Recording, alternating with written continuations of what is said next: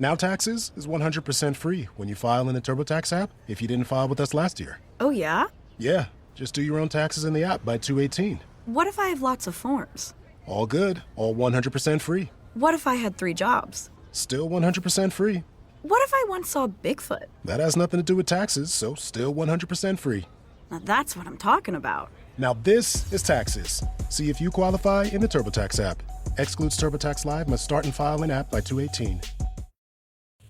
You are now staring into the twisted mirror.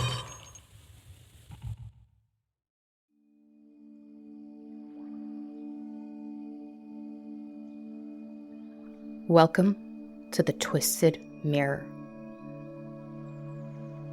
Man's relationship with nature is a complicated one. Those who tend to commune with her find a sense of tranquility.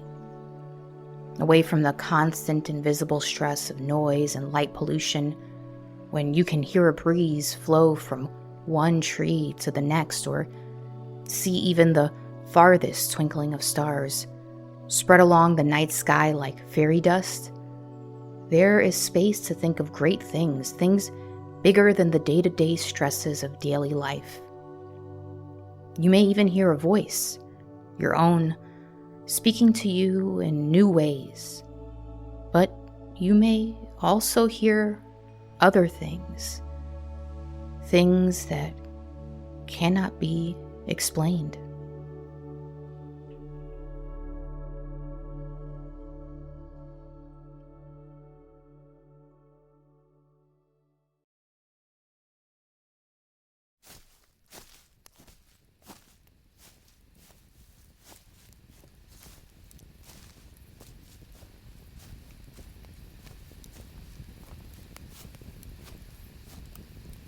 Excuse me, I don't mean to startle you. I know this might come off as a bit scary, me coming up on 2 young women in the woods with the sun setting and all, but I mean no harm. I promise. Oh, this blood. It's mine. That's why I'm even bothering. I need a place to sit for a bit and rest. I fell a bit earlier and night's falling and I just need a warm fire to sit by for a bit, and I promise I'll be on my way. Here, you can check my backpack. I've got nothing on me. See? I'm just no spring chicken anymore, and I need a little rest so I can patch this thing up, and then I'll be out of your hair. Promise. I'm feeling a little better now, but I hit my head and was a little out of sorts, wasting too much energy trying to beat the dark, but looks like the dark's beating me. May I have a seat? Just to warm up my old bones. Have a drink, and then I'll be out of your hair. Oh, thank you so much. You have no idea how much I appreciate this. Yes, coffee would be a dream right now.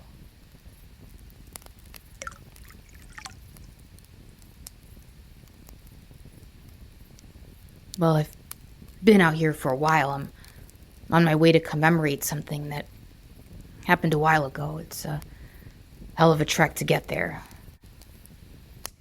Thank you. Delicious. What I'm commemorating, I guess I have to make a confession then.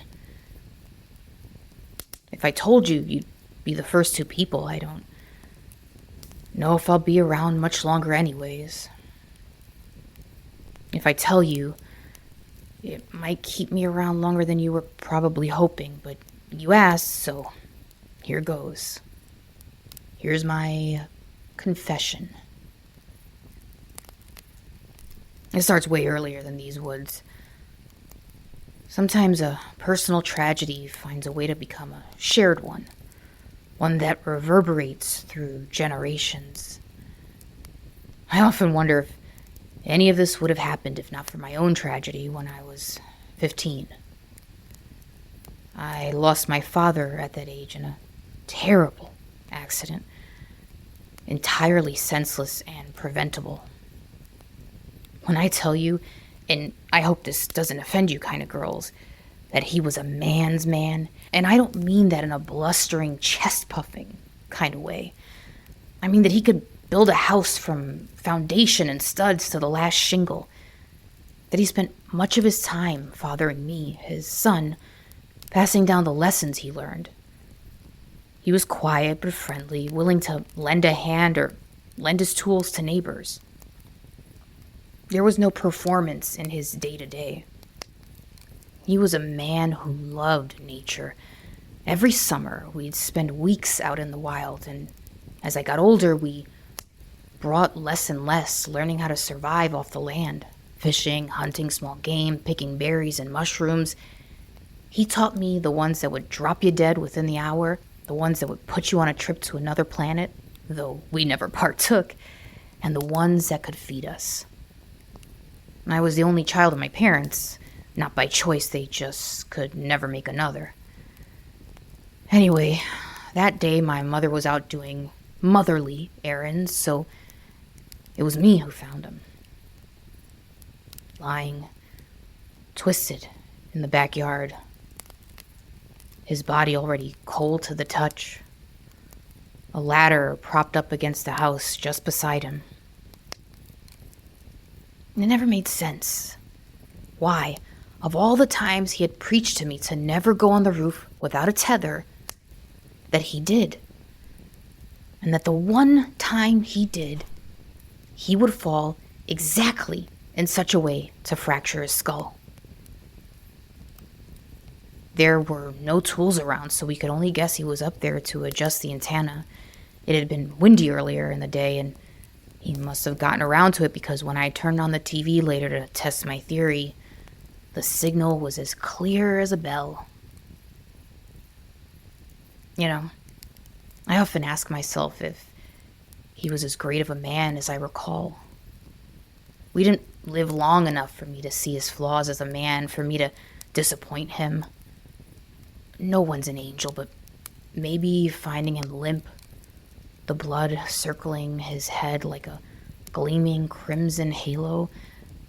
Maybe the sight of him erased the bad memories. Maybe his blood washed away those sins.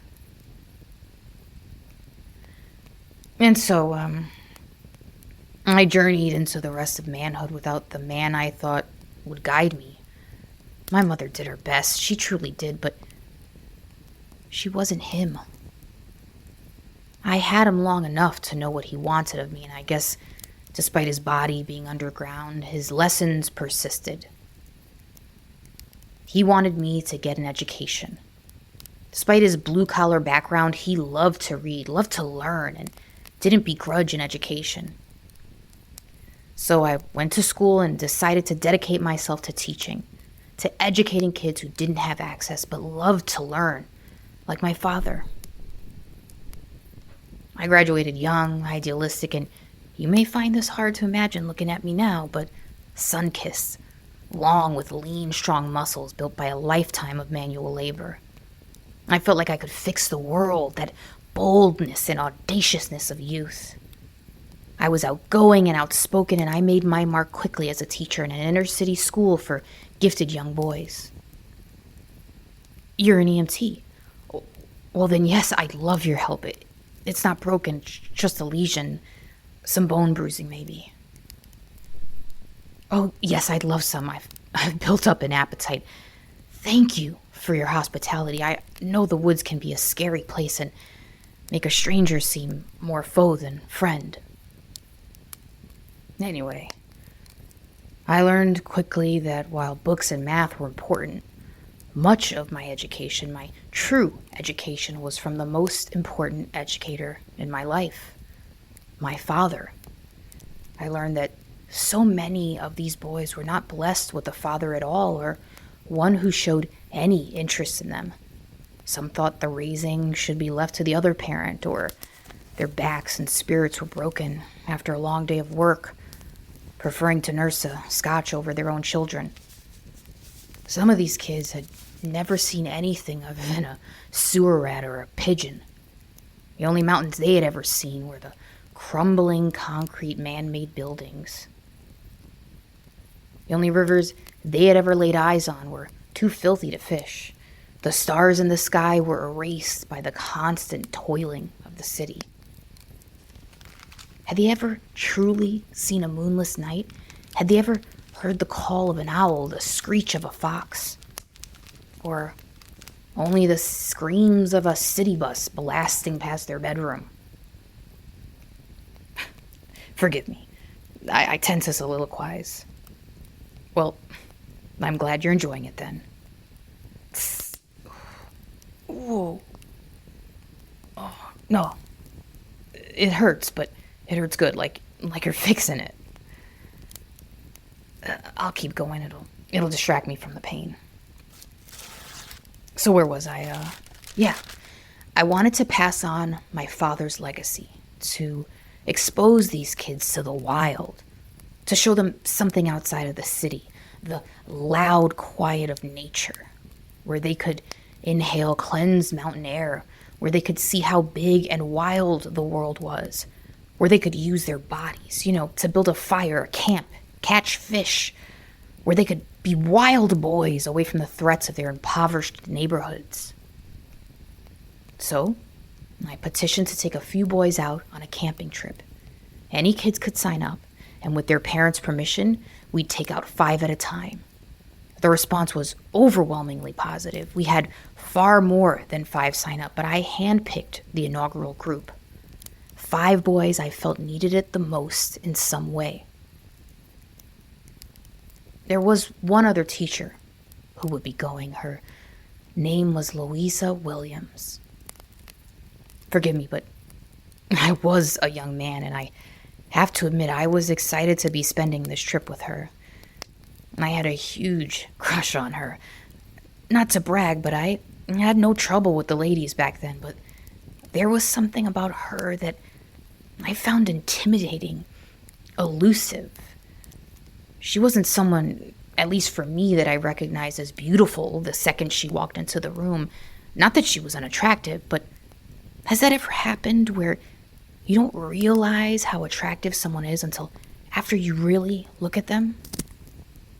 It wasn't until she spoke, until she commanded my attention, that I fell for her, that I noticed her.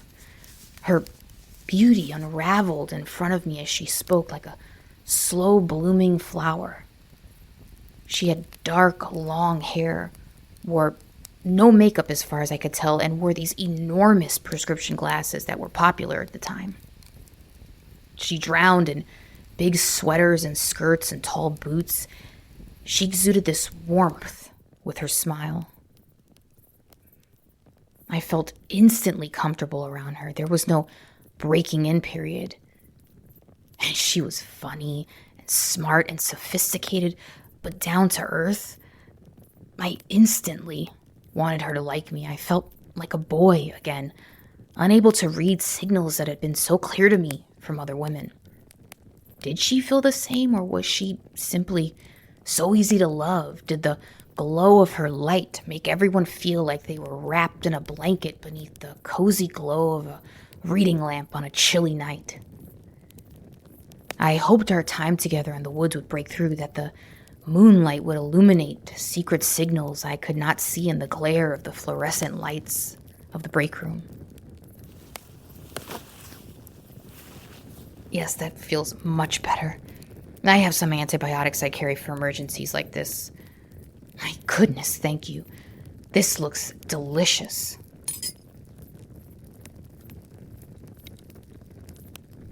So, we boarded a rental van at 4 a.m. The boys' eyes were puffy with sleep, but they were excited to get out of the city.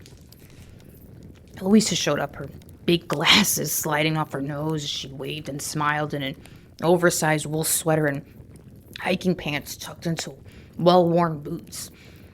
A giant backpack overwhelming her frame. She, too, had some experience camping, as if I needed any more reasons to feel she was perfect. When we left, the forecast was good. The days would be in the 60s and high 50s, and nights dropping to 40s and 30s. The kids only needed to be dressed for the weather, and we supplied all the gear And the food following some fundraising efforts from the school's biggest donors. Excuse me, this is delicious, but I think it's rude to chew and talk. Just one more bite, and I'll keep going.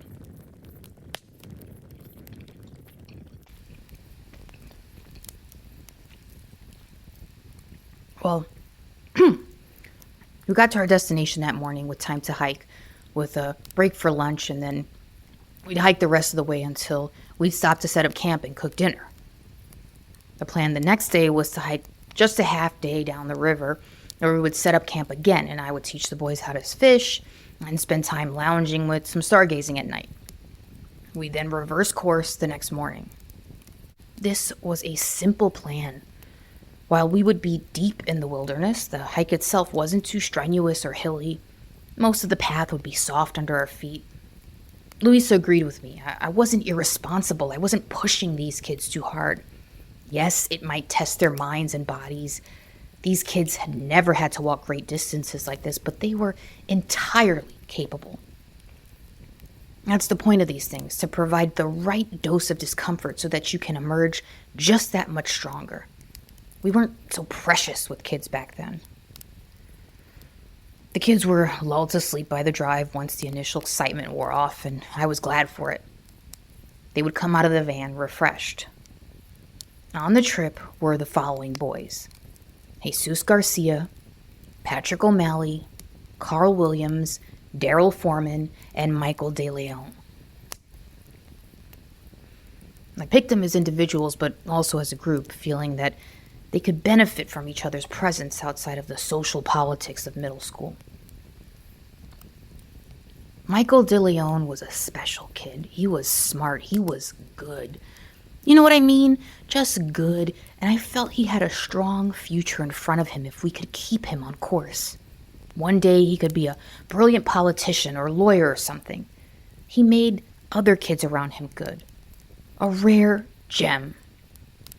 And I saw him as the anchor. Carl Williams had a spark. You know, the kind of kid who feels right at home with adults, who can crack a joke, sometimes the kind you don't want to laugh at because it's a little too comfortable. He was always singing, always up, boisterous. I wanted to harness that. I wanted to push him. In the real world, a personality like that is a gift if guided properly. Led astray, it can be a curse. And it can be extinguished. Daryl Foreman was a gifted athlete, but we needed to get his grades up. He needed focus and guidance. His dad was out of the picture, and I felt he really needed the structure of an adult male figure. His mother agreed. Jesus Garcia was a naturally gifted artist. He had something that couldn't be taught. He had already won a few competitions and even made the paper. And there was something about him, a nonconformist streak.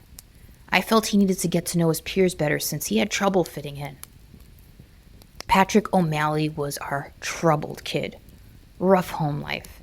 Tested off the charts though, but fought us on any and everything, including homework. I hoped this group could ground him. I hoped he could see Louisa and I not as enemies, but as people he could trust. I hoped that he could bond with someone like Michael, someone who could soften him a bit. And that was our crew. All 7 of us. It started out as good as I could have hoped for. We hiked about an hour and a half, maybe 2, keeping a healthy clip with stops to point out plants and animals. We ate lunch, and we had another 2 hours until we'd stop and set up camp. I'd say just short of an hour after lunch, I noticed Carl grimacing and his gait looking a little off. I nudged Louisa, asked her if she saw what I was seeing. She nodded. I walked over to Carl. "Everything okay, buddy?" I asked. "Yeah, Mr. Piper," he said. "But it's easy to pick up on a kid lying, especially as a teacher." I looked down at his shoes. Those weren't the ones I saw him show up wearing to the bus stop. I was adamant with everyone that they were broken-in shoes. These were dusted up from the hike, but I could tell it was all surface dirt. These shoes hadn't seen days and miles.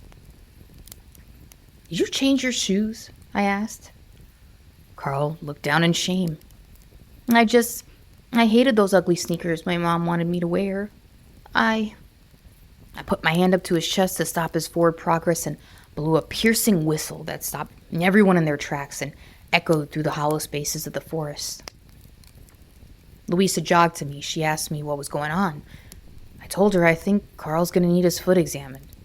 He protested, embarrassed of course, but we had already hiked for hours. We were farther now from the van than the campsite. But blisters can get out of control fast, and I only hoped he wasn't hiding it for so long that it couldn't be helped. Carl winced and hissed as I pulled off his shoe, revealing a red stain on the heel of his white sock. The other side too? I asked. He shook his head, but I checked anyways. He wasn't lying. Louisa pulled out the first aid kit. Patrick huffed. I told you not to. Way to go, idiot. That isn't helping, I said. Come on, Michael said, leading Patrick away from the scene. He had a natural way of diffusing Patrick, just a remarkably emotionally healthy kid from what I recall. Louise and I did the usual, disinfected it, wrapped it up, patted it, did everything we could to shield the wound from friction. The boys paced around, kicked things, chased each other. The notes of their activities receded into the background as I focused on Carl and how this could impact the rest of the trip until I heard, "You hear that?" I was just packing everything away when he asked. There was something in the shape of his voice that piqued my interest. "Hear what?" Michael asked. "That sound?" Jesus asked. He was the quiet type, so his participation got my attention. That's when I turned. They all had their chins up like satellites looking for a signal. "Yeah, like a song, or is it a voice?" Daryl asked Jesus, walking over to him. I looked over at Louisa, cocked an eyebrow. She shook her head and shrugged. "All right, very funny, guys," I said, coming to my feet. "Let's save the scary movies for the campfire. We're behind, and we gotta get going to beat the sunset."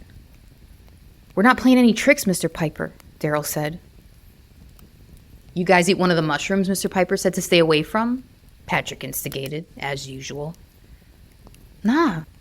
Daryl looked at Jesus again for reassurance. "Never mind," Jesus said. "It's nothing."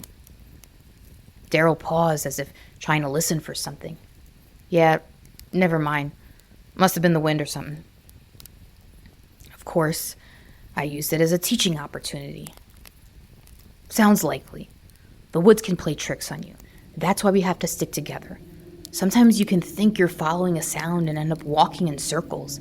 Sometimes animal cries sound like a woman screaming. And sometimes the wind sounds like a siren's call." "Like an ambulance?" Carl asked. I'll admit I chuckled at that. Then I got us all walking again and told them about the seductive call of sirens that lured lonely sailors and all the real-world theories about maritime mythology. "So you're saying that the sailors had the hots for walruses? That they thought they were mermaids? They must have been pretty desperate." "Hey, maybe your mom's a mermaid," Patrick casually called out. "If my foot wasn't so messed up, I'd shove it up your—" "All right, guys," Louisa said. "Keep it together. We're all getting a little punchy, but we'll be sitting by the fire in no time. And I might have brought a surprise for you all." "I think I saw it when you were grabbing the first aid kit," Michael said with a smile. I think he had a crush on her. He seemed to always have some extra questions for her after school. I couldn't blame him. She gave him a little elbow nudge and held her finger up to her lips to shush him. An hour before sunset, we found a good spot and started setting up camp. We hadn't seen another soul the entire time. We were deep in the woods, deep in solitude. Carl seemed to have stabilized, but I was still concerned. Other than that, things were going smoothly. We ate, and Louisa pulled out her surprise, s'mores, and everyone had a good time. It wasn't until right before I would send off everyone to bed that I felt the air change. A quiet draft flowing through the tree line. The leaves moved as if they were magnetized. The smell of ozone hit my nose. The forecast was clear, but it felt like rain was coming. Not the end of the world, but these kids were about to learn a little bit about camping in the rain. I decided to keep the fire going and shelter it since I had planned to stay up a little longer after sending the kids to their tents. All right, everybody, get in your tents. It's feeling like there might be some rain, so don't leave anything hanging out. You don't want getting wet. The kids split into 2 tents, Patrick and Michael in one, Jesus, Carl, and Daryl in the other. Louisa packed up the food to hang up and away from the camp so as not to tempt the bears. And there was a clap of dry thunder. The boys howled from their tents with nervous laughter. Carl, ever the clown, said some loud prayers to Jesus Christ. Well, good night, I said to Louisa like an idiot, instead of inviting her to sit with me at the fire like any red-blooded human man would do. I don't know why I was always so bumbling around her. Never was an issue with other girls. She sat down next to me, leaned in, raised her eyebrows like she was up to no good, and pulled something out of her pocket. I heard the clinking of the glass before my eyes could make out their shape in the shadows. Little liquor bottles, the kind you get on airplanes. She whispered, "Is it really a camping trip without a little something?" I know, wild. Today you'd probably get us up in the gallows for a couple of swigs while the kids were fast asleep, but it was a different time then. I know everyone says that, but you'll see someday. Someday you'll be judged by tomorrow's rules by people who have the luxury of not yet having seen their world completely shed and grow new skin, several times over. Sorry for that awful metaphor. I can be so dramatic. You know, I think it's the woods, the campfire. It sort of calls for drama. Don't you think? The primal ritual of telling stories around a fire. Long before we saved our descriptive flair for the written page, we sat like this. We gave our oral storytelling the full treatment. Is this okay, by the way? I can leave. If you don't want to hear the rest, I can go. No. Don't worry about me. You patched me up real good. I have my stick. I have my 1 million lumens. I can get out of your hair. Far enough away you don't ever have to hear another peep out of me again. You've both been so hospitable. I know how scary it can be out here. 2 young women alone. A strange man appearing out of nowhere, covered in blood. Okay. Only if you're sure. So, where was I? Yes. Well, I'll spare you every word exchange, but I, of course, jumped at the opportunity to hang out with Louisa in her tent. Up until then, we had a good rapport. I'd even say we were good work friends, but this was exactly what I'd hoped for. We were talking like real friends. The rain had started to kick in. It was steady, but I'd seen a lot worse. We had a good spot with plenty of cover. I checked on the boys, and they were fast asleep, wiped out from all the hiking and excitement and the drone of the rain pelting against their tents. So, I felt comfortable getting a little tipsy, and that's all it was. Tipsy. I had my full wits about me, just a little social lube, a way to get more comfortable with a girl who made me feel like a 10-year-old boy with his first crush all over again. My dad came up. She knew he was gone, but she didn't know the circumstances. She seemed touched by how that shaped me and led me to that very moment in the tent. But not in a pitting way. It was just really easy, you know? And then, as it often happens, tragedy and liquor sprung laughter, and I got real giggly. Talking about work politics, she loved my impression of the principal, Mr. Vega. The space between her eyebrows did this scrunching thing when she laughed, and her glasses would slip down to the button at the tip of her nose. And then there was this moment. It felt as clear as day. She liked me. I could just tell. Are you 2 friends or what? Sorry. None of my business. And I don't care either way. I want to be clear. I'm asking because I bet if you are more than friends, you felt it too. How that person looks at you. How their eyes linger just a millisecond longer on yours. Get a little bigger when they look at you. They lean towards you like there's a magnet that they can't resist. How they fiddle with their fingers or hair. It's a dozen little signals your brain processes faster than you can conceptualize. So I just knew. And I went from feeling like an insecure little boy to knowing that she wanted me. At that point, she was sitting so close, another sign. So what I did next might sound ballsy, but it was as sure as the rain beating down on the roof of the tent. I leaned in for a kiss. She didn't pull back, didn't jump away. But I guess I'll never know for sure if she had kissed me back, because then bam, bam, bam, we both nearly jumped out of our skins. Mr. Piper, Miss Williams. It was Michael, shouting out our names. We both sprung up and I unzipped the tent to find him standing there, drenched. Behind him stood Carl. I asked him what was wrong because it was clear something was. It's Daryl. He just ran off into the woods. Both Louisa and I shot each other confused glances, and I immediately asked the questions while she sprung into action, readying herself to step out into the elements. What do you mean? He ran out there. He ran out into the woods. Carl shouted from behind.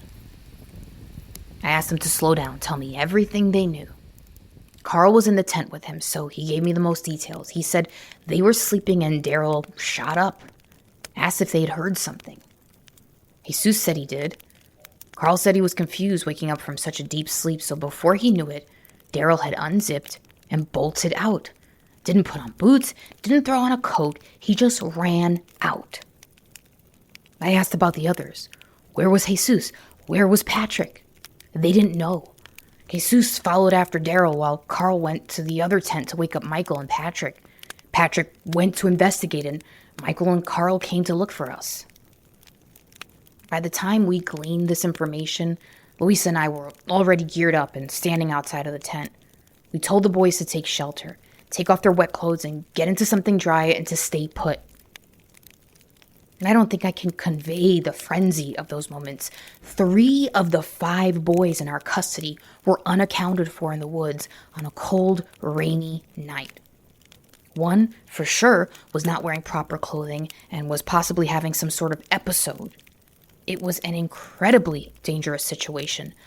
The woods can be seductive. Its tranquility is deceiving, but you're only one misstep away from death, especially on a night like that one. A search party at night was not safe, but there was no choice. Time was of the essence, and I had to find these kids. Louisa and I decided I would look while she stayed back, so an adult would be waiting if they returned. Plus, we had the 2 back at camp to look after. I set out into the wet, noisy woods. The rain pellets fired like bullets, drowning out my shouts of the boys' names. My only hope for Daryl was that he was fit. But fitness can't stave off hypothermia or a fall down a ridge. My heart felt like it was inside of my skull, pulsing, drumming. I had so many thoughts all at once. How I had failed. How would I answer for this at the school and to the parents? Why had I not taken him more seriously when he said he had heard something? But Jesus had heard it too. If it was a delusion, wouldn't only Daryl have heard it? If it was real, then why only them? Why didn't I ask more? Did he say it was a voice, a song? What did it say? What did it want? But that was all in the background because I was managing the woods on a pitch black night, trying to find a few needles in a haystack. They had already had quite a lead time as I got my bearings and geared up. The only hope was that the treachery of the conditions would slow them down. All the while, I had to make sure I didn't get lost myself. It felt hopeless. And just when I felt I was about to fall to my knees and cry out to God for help, my flashlight caught something. The edge of the shape of a boy, too short to be Patrick or Daryl. Jesus, oh thank God, I thought as I panned the light to reveal him. He was facing away from me, his arms at his sides, still. I noticed he wasn't wearing a coat, shoes, anything other than what he was probably sleeping in. I should have run up to him, covered him, but that same primal pattern recognition that told me that Louisa wanted a kiss, it told me something was unnatural. It stopped me from running up to him like it might chase him away like a startled deer if I moved too fast. Jesus! I called out against the deafening pattern of the rain against the hood of my poncho. I called him again, louder, more insistent. It was the weirdest thing. The way he turned around. Like his spine from neck to ass was one rigid rod. He didn't crane his neck. He just turned his whole body to face me, keeping his arms at his sides. I shined a light on him and he didn't shield his eyes, didn't even blink. He looked hollow. Jesus, where is Daryl? Do you know where Daryl is? Patrick? No one is in trouble. I just need to get you back. It's very dangerous to be out here like this. He said something, but I couldn't hear him. He wasn't shouting, just speaking at a normal volume as if I was standing right in front of him. I pulled down my hood just to stop that clapping of the rain against it as I stepped closer. What? He said, I think. She's calling, or it's calling, or maybe even, do you hear it calling? I thought back instantly to the sirens. Had I planted an idea in their heads? Had I caused this? Was there an animal out there playing with their heads? But surely I would have heard the scream of a fox or cougar. And I said something like, okay, let's get you back to the camp so you can get dry and we'll talk about it. And then it happened so fast. He just turned and bolted, ran away as fast as he could into the dark night. I tried to chase him. But it was so dark and wet, and then, bam! Have you ever been hit square in the nose? I mean, really took it like a punch or a high-speed soccer ball dead center? It stops you in your tracks. They're the balls of the face, I tell you. It took my breath away. The pain, the shock of it. I thought someone had hit me in the face with a bat. So I had that sharp shock of fear on top of the pain.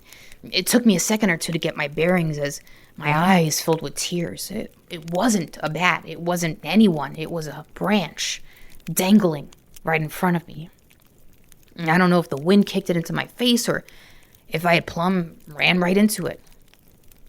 That's the thing that drives me crazy about movies, or more like the crap people talk about. You know the trope, always making fun of a damsel running in the woods, tripping over things, falling down hills. Well, you know this, ladies. You're out here. If we put this fire out on a night like this with the moon barely out and the cloud cover, you'd hardly see your hand in front of your face. But the audience is watching this well-lit scene for the benefit of their viewing pleasure, and they have the nerve to judge the panic girl running for her life through uneven, pitch-black terrain. Yeah, I had my flashlight, but I was running faster than I could see, and then bam! I'm keeled over, my eyes so blurred from the torrent of tears gushing out of my eyes. I thought I had broken my nose. Maybe I did, because then the blood started gushing out. Now Taxes is 100% free when you file in the TurboTax app if you didn't file with us last year. Oh, yeah? Yeah, just do your own taxes in the app by 2/18. What if I have lots of forms? All good, all 100% free. What if I had 3 jobs? Still 100% free. What if I once saw Bigfoot? That has nothing to do with taxes, so still 100% free. Now that's what I'm talking about. Now this is Taxes. See if you qualify in the TurboTax app. Excludes TurboTax Live, must start and file in app by 2/18. And that's when I realized I had lost control. No shit, right? But I don't mean that some boys had gotten lost to begin with. Shit can happen in the woods.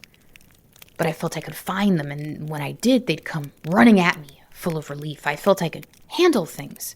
I felt I could still manage the situation. And yeah, that was probably the unbridled arrogance of a 20-something-year-old boy.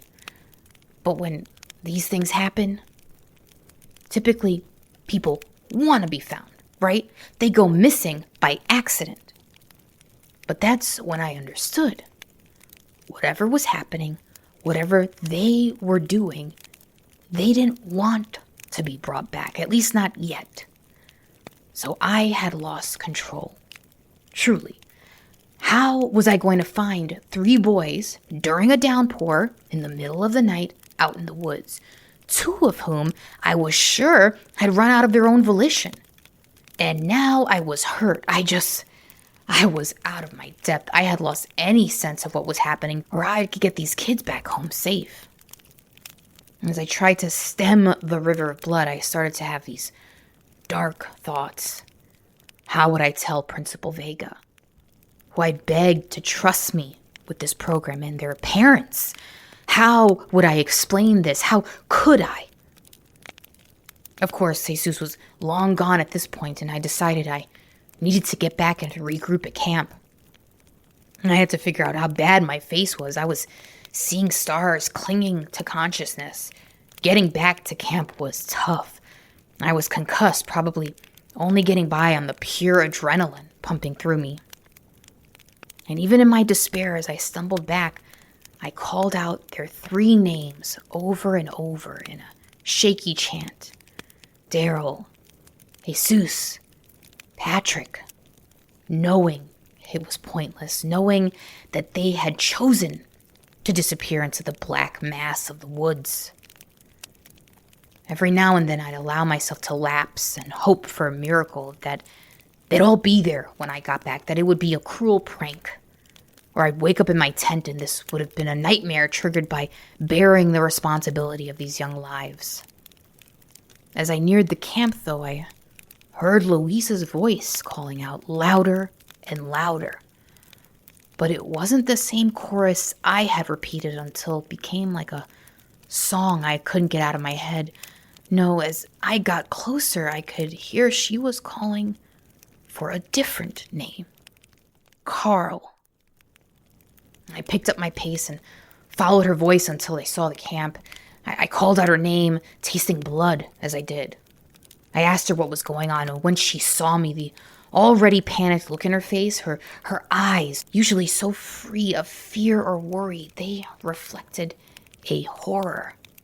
The whites of her eyes were like blood moons. The brown parts were taken by the crazed flames of the campfire. The next seconds were filled with crosstalk, her asking me about my face, if I was okay, while I tried to explain what I had seen, while she also explained the equally urgent matter of Carl. After having suddenly been overtaken, like he had heard something, got up, looked out towards the woods, and took off. Before I could ask for Michael, or maybe he had been there all along, I caught sight of him, nervously pacing around us. Of all the boys who had marched through the woods with us, only Michael remained in our immediate custody. In my state of shock, I tried to turn and run back out. I had no plan. I just felt like I had to do something to keep moving. And I'll remind you, I took a large branch to the face, lest you question my camping guide abilities. But Louisa grabbed the back of my poncho and pulled me back, screaming no, that I was hurt, and we had to tend to my injuries, and we had to form a plan. We had to get our heads on straight and figure out what was happening. She was right, but fighting the urge to mindlessly chase took all of my willpower. We sat down by the fire. Louisa whipped out the first aid kit. She ordered Michael to sit by us. As she cleansed my wounds, she asked Michael questions. Did the boys say anything else? Had he heard anything? Does he have any idea what this odd behavior could be about? Was it planned? Some kind of rebellion against authority? I watched in awe of her toughness, the way she managed to corral the disorder of a stunned, injured colleague and a confused and terrified young boy. But Michael had nothing for us. He said he didn't know anything, that it happened so suddenly. He didn't think Patrick ran out there for the same reasons as the others, at least not initially, that he was simply trying to help. That Michael told Patrick he was going to get us, and Patrick said he'd try to stop them. I believe that. Patrick was a troubled kid, but he wasn't a bad kid. That part of him, the one willing to run after some classmates in distress, that was the one I had hoped to reach on this trip. All he said was that he knew that Daryl, Jesus, and Carl had heard something, even when they hadn't explicitly said it.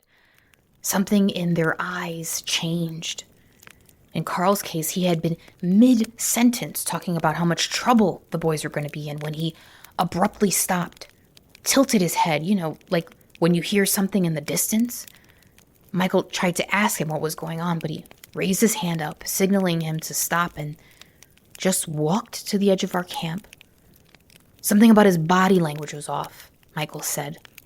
Limp, as if in a trance.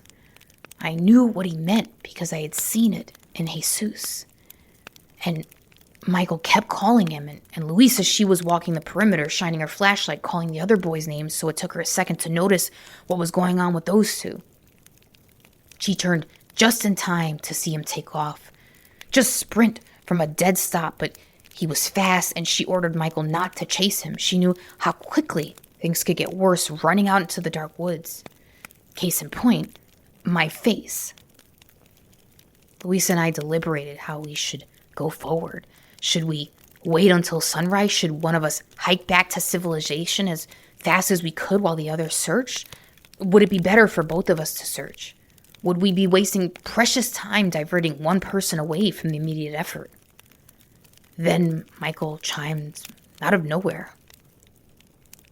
Mr. Piper, remember when you were telling us about sirens? I'll be honest, at first I was annoyed, but just as soon realized where he might be going, and I immediately regretted my educational moment earlier that day. I told him I did recall. Do you think maybe this is them? Like when they heard it earlier? Remember, Daryl had said he heard something. He said it was like a voice, maybe like a hum. He couldn't really say, and then it went away, and you mentioned sirens. Michael, sirens aren't real. They're mythical, like mermaids, like dragons, I told him. Yeah, I know, but they aren't really fake. Like you said, mermaids might have been walruses. What if there are real things like sirens? Maybe not beautiful, but some sound that lured the men? I don't know about that, Michael, but it's not real. Then why are they all hearing something? Why are they all running out there into the cold? It doesn't make sense. I said he was right. It doesn't make sense that they would go out there. The woods at night are a scary place. And yes, boys like to act like tough guys, but at the end of the day, they're kids. And kids are usually afraid of going out into the dark woods during a rainstorm. But maybe there is something we don't know. Something they are all in on and he isn't, or maybe it's a delusion. Maybe Daryl running out triggered them all to believe they're hearing something. And then I remembered something I was sure would unlock this whole thing. I need you to be honest. You won't be in trouble, I promise. It is important that you tell the truth here. Did the boys try any of the mushrooms we were looking at along the way? Did anyone grab some behind my back? Did anyone eat any? He swore up and down he hadn't seen or done anything, and he doubts they would have pulled that off without telling him or being noticed by him. I believed him. Back to square one. I said to the kid, look, I'm sorry if I scared you, but sirens are from old myths. I was just trying to educate you. They aren't real, and besides, they're ocean creatures. They're not in the woods, even if they were real, which they are not. But if they aren't real, then how would you even know where they live? You said the sailors come to them and never come back? What if something out there called them out there? What if it's not a siren, but something like one out in the woods? You didn't hear anything? I didn't. Ms. Williams didn't either. That's because whatever they heard or claimed to hear isn't real. Something is wrong, but it's not that. It was like he wanted to say more, but stopped himself. The rain had subsided a bit, which reinvigorated my urge to run back out there. My head throbbed really bad, and I knew it would be a mistake, but I just felt compelled, like I'd rather die trying to look than sitting still waiting for night to pass. I've been thinking, I think I should head back down now, Louisa said. We can't afford to wait. I'll be careful. I said, no way. No way should she hike back down in the dark. It just wasn't safe. I said if anyone was going to go down hiking back, it would be me. This was my fault, my responsibility. Don, that's my name, by the way. You're a mess, and who knows how bad you hit your head. We need to get you medical attention. If you broke your nose, the swelling is just getting started. You two can stay put in case they come back. They'll have people to come back to. I didn't like the idea of her going back alone. I was supposed to be in charge, the experienced outdoorsman. And I was supposed to be her hero, earn her affections. But she was right. She was in good health. Mine was questionable. My protests didn't matter anyway. She had made up her mind. She quickly gathered what she needed to travel light. I sat helplessly watching. When she was ready, she knelt down beside Michael and me for one last huddle. I'm going to be fine. I will get back. Don't worry about me. It's going to take me a while to get back if I go nonstop. Maybe a full day. It might be 2 or 3 before help reaches. I don't know. But please don't do anything stupid. Don't push yourself searching during the day if you aren't truly okay. No splitting up. I swear if I come back and both of you aren't here, I'll find you and kill you myself. I agreed, but I wasn't feeling truthful, to be honest. She stood up and slung her backpack over her shoulder, but then paused. It was clear she was deliberating her last words. Then she looked directly at the kid. And Michael, if you hear it, don't follow. Don't go. Whatever it says, however good it sounds. You tell Mr. Piper, you tell him exactly what you are hearing, but don't you leave. Understood? He agreed. Godspeed, she said. Then she turned her flashlight and we lost sight of her quickly, and then stopped hearing her crunchy footfalls a little bit after that. The night was suddenly quiet, just drops of rain here and there and the crackling of the fire. It didn't feel right for the forest to be so quiet. It usually happens when there are predators afoot, but this time I told myself the downpour had done it. My adrenaline had started to wane, and with it came utter exhaustion and pain. I didn't have the energy to converse, and there was nothing to say. I battled with every fiber in my being to stay awake, to keep an eye on Michael. I'd nod and jump up every few minutes or so. Just as I was nodding away for the umpteenth time, Michael spoke out of the blue. Mr. Piper, what did you say about what Odysseus did? That was his name, right?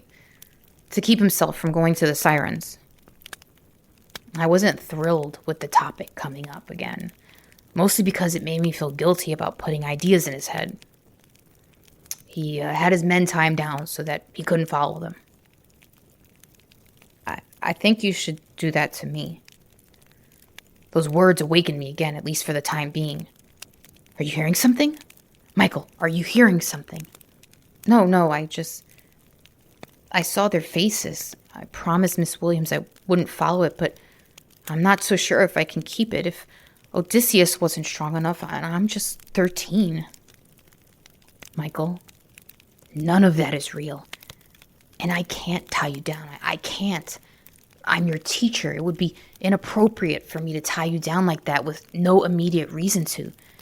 Think about how crazy that would look. Imagine help arriving and you're tied to a tree. It would be insane. I'd have to explain to your parents that I tied you to a tree. But then I would tell them I asked you to. I'm the adult here, Michael. I'm the one who answers for it, and rightfully so. He stopped pushing, but I could tell he wasn't happy with my verdict. I felt bad for the kid. He was putting on a brave face, but this was, excuse my French, ladies, fucking nightmare. His friends were all out in the woods. I looked like I had gone 12 rounds with Ali, and his other teacher was doing a treacherous night hike.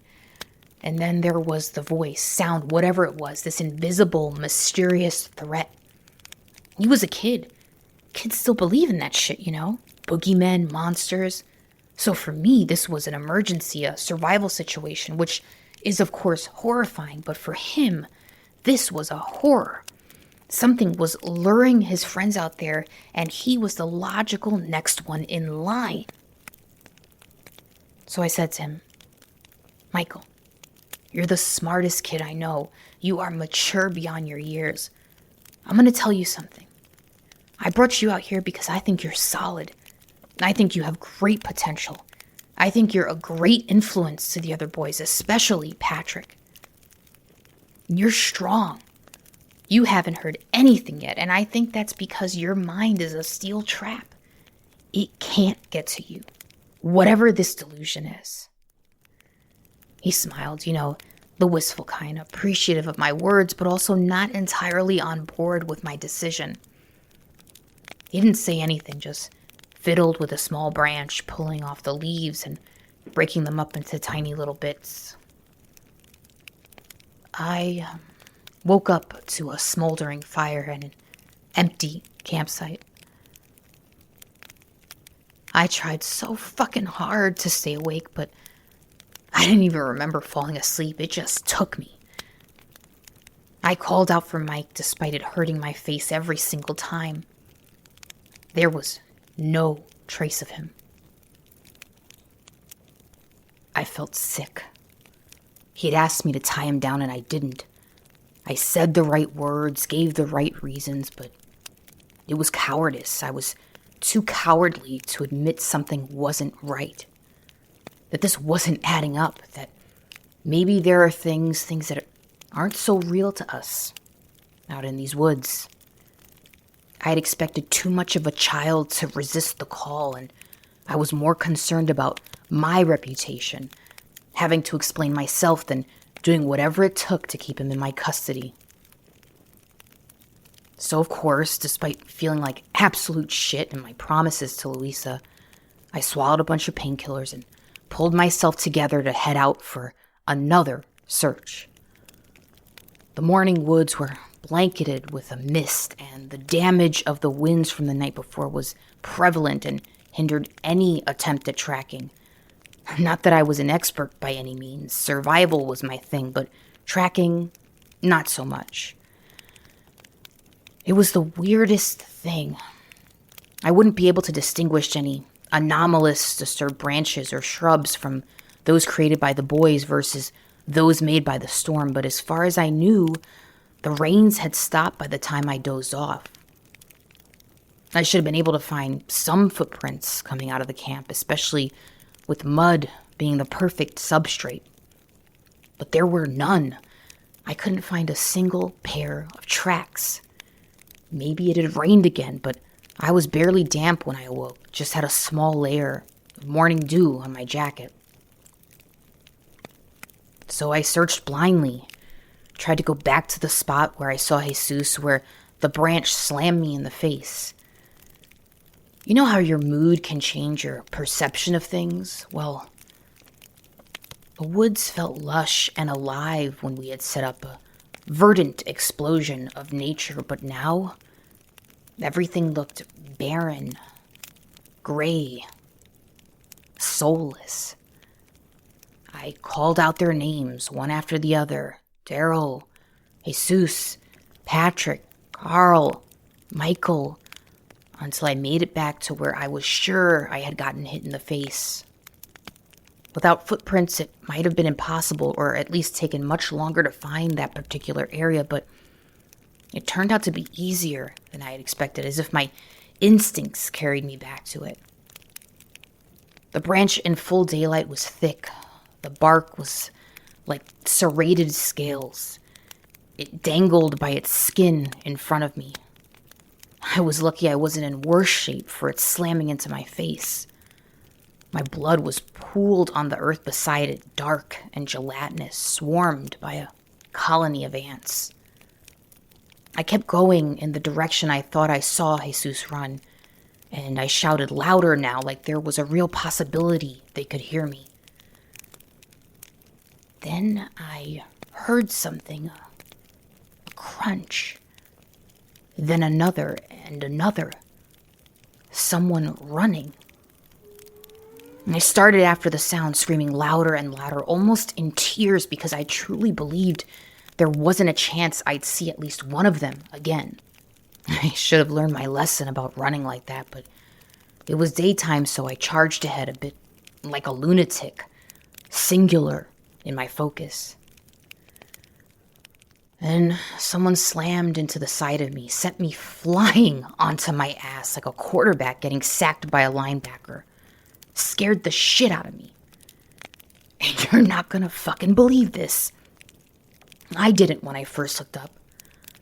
The person beside me, killed over themselves from the impact, was Louisa. She looked up at me, and I could tell from the look in her eyes she couldn't believe it either. We went back and forth, her thinking I had followed her, me explaining I didn't. In fact, I had headed the opposite way, deeper into the woods. That she must have gotten turned around, her saying it's not possible, that she was referencing her compass. How I came out of nowhere and she didn't hear my shouts. I'm telling you, that's when I really started to freak out. Not that I hadn't before, but freak out as in something inexplicable was happening. The tree stopping me from chasing Jesus, the footprints vanishing. Then this, it felt like the woods were messing with us.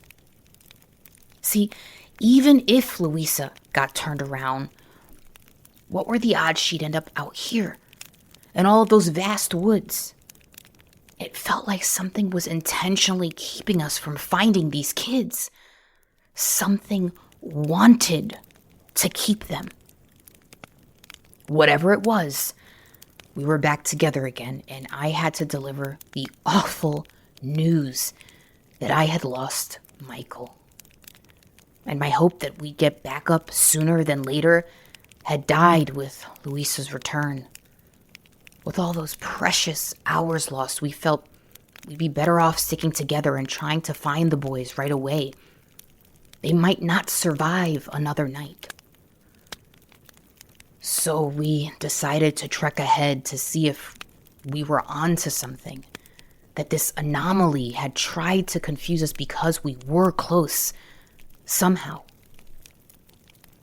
We kept going, but we stopped calling for them.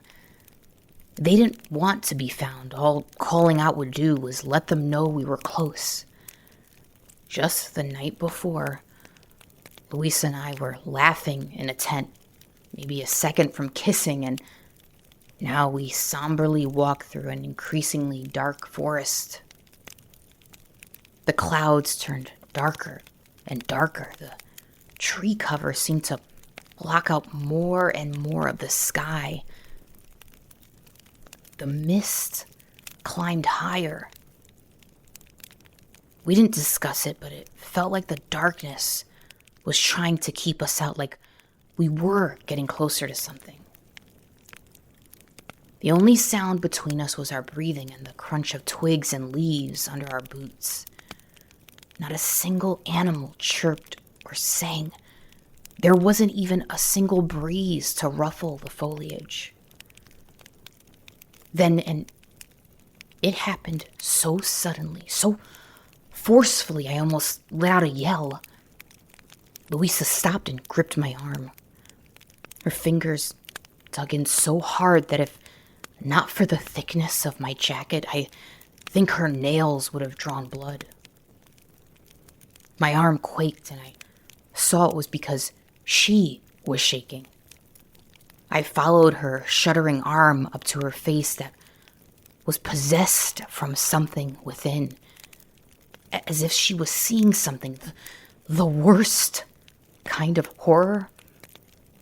But behind her eyes, invisible to me. Her voice was so low, so shaky. "Do you hear that?"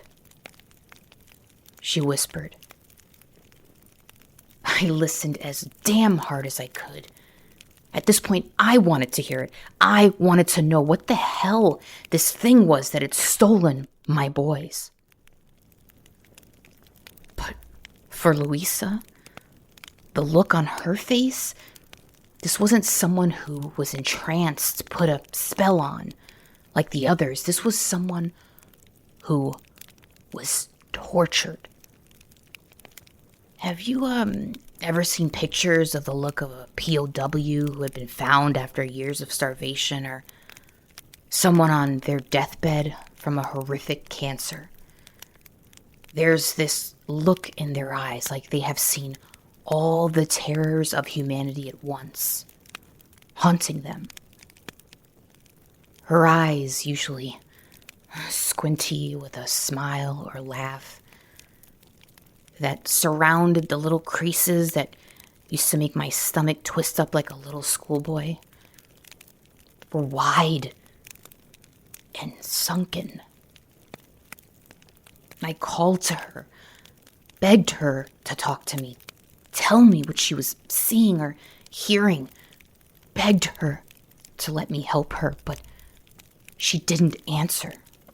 She dropped to her knees and covered her ears. She was in agony, crying, begging, screaming for it to stop. I tried to help her, tried to reach out for her, to bring her back to me, to hear me, but she stood up and started running, dropping her gear along the way.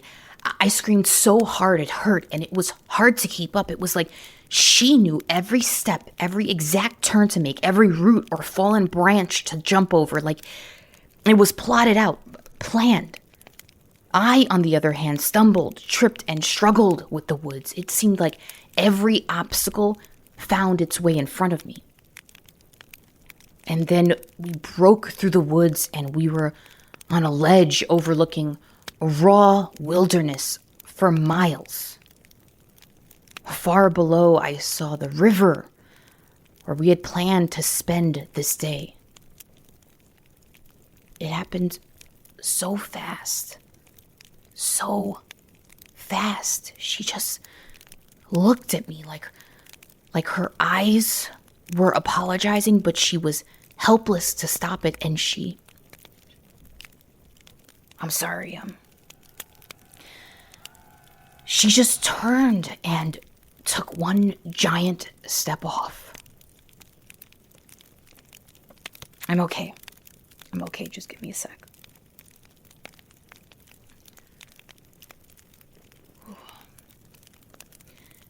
It was silent for a while, and then I heard a thud. I can't recall, maybe both, just one.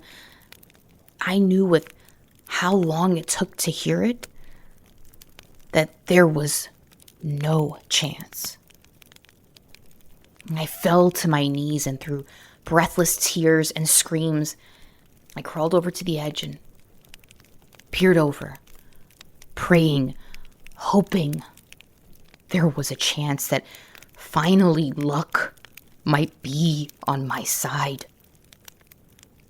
I saw her far below, a small shape, so far away, but not so far I couldn't make it out. Her back was bent the complete opposite way. Over a large rock jutting out of the river, a black glistening pool was spreading along it like a drop of ink in water. As I watched, shell-shocked, she slowly slipped off of it into the water and floated away in the current. It was like the forest was covering up the murder. I'll save you the emotions I went through. The physical pain of losing her like that, the groveling and rolling around like a madman, desperate with grief. But by the time I had come back into some form of coherent thought, I realized all hope was lost. Whatever this thing was had won, if it was even a game. It had our boys, and if I pressed any farther, I would probably be at the base of the mountains, just like Louisa, soon enough. How could I have explained this to anyone? To my boss, to the families, to Louisa's mother, who she spoke so fondly of. How would anyone believe that 5 boys ran away of their own free will and that a teacher who loved her life had thrown herself from a cliff? Would they find the alcohol in our systems? The only logical explanation would be that it was me, that I had done it. Motives would be irrelevant, but I am sure they could conjure one. I could think of some stories to fit that make me sick to even repeat them, but they all would make more sense than what had actually happened. I don't know how long I lay there like a corpse, but it was before nightfall when I sat up. I called out and said, "They're yours, okay? They're yours. Yeah, I'm a coward. And if you've lost respect for me, that's okay. But I have to warn you that you might lose more. See, I knew how to survive out here, and that felt like my only option. The skills my father taught me would not be passed down to a bunch of working class and poor kids. They would be used for me to hide, to disappear with the rest of them. God, I'm so sorry about this, about putting this all on you. And I'm gonna get out of your hair now. I had to confess because, you see, I left that pocket of the woods. It was as though she let me leave after I forfeited, like we had an agreement. I've been living in the deep ever since, living off the land, stealing from the occasional campsite, only for what I absolutely need, like a new pair of pants or boots or toothpaste. Never any more than what I need. But I am tired. I'm old. Mountain miles are harder on you than city miles. So I figured it's time to go back. To see if those boys, maybe men now, are out there. Even if it's just their bones, but maybe not. Maybe they are like me, living out there with her providing for them from her verdant bosom. But I suspect she won't be happy I broke our deal, and she probably won't let me out alive this time. That's okay. I'm not afraid anymore. Ugh. If you don't mind, I'll take my bag back. Thank you. If you do your research, you'll probably find the families of these kids. You seem like nice ladies. Maybe you can tell them what happened to their boys and Louisa, give them some closure.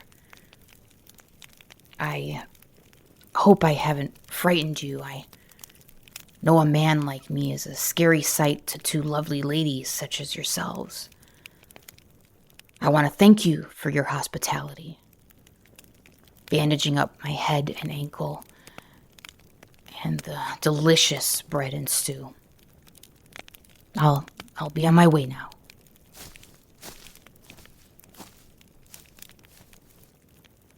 You know, when you're out here long enough away from the grounding force of civilization, your mind starts to do some weird things.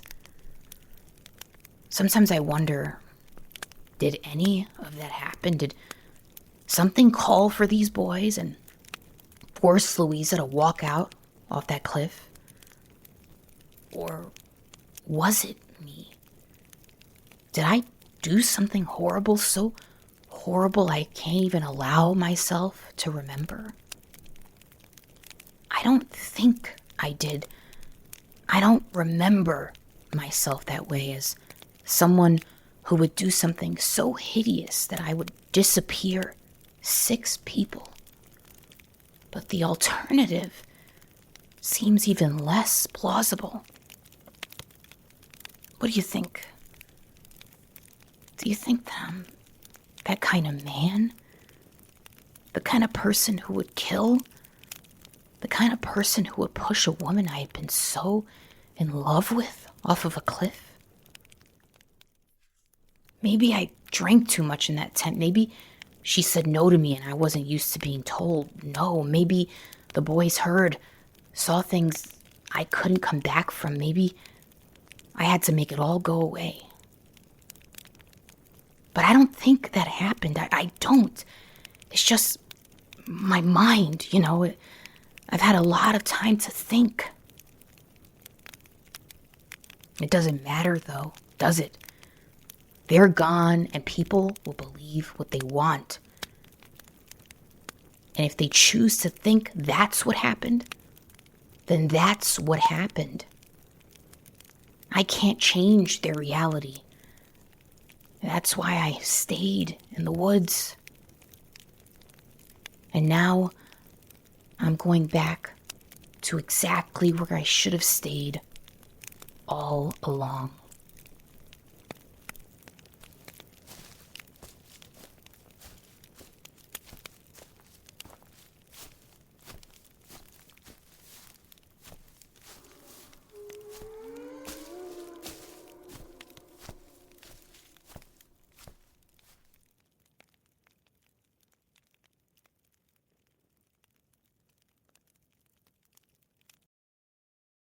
Now Taxes is 100% free when you file in the TurboTax app if you didn't file with us last year. Oh, yeah? Yeah, just do your own taxes in the app by 2/18. What if I have lots of forms? All good, all 100% free. What if I had 3 jobs? Still 100% free. What if I once saw Bigfoot? That has nothing to do with taxes, so still 100% free. Now that's what I'm talking about. Now this is Taxes. See if you qualify in the TurboTax app. Excludes TurboTax Live, must start and file in app by 2/18.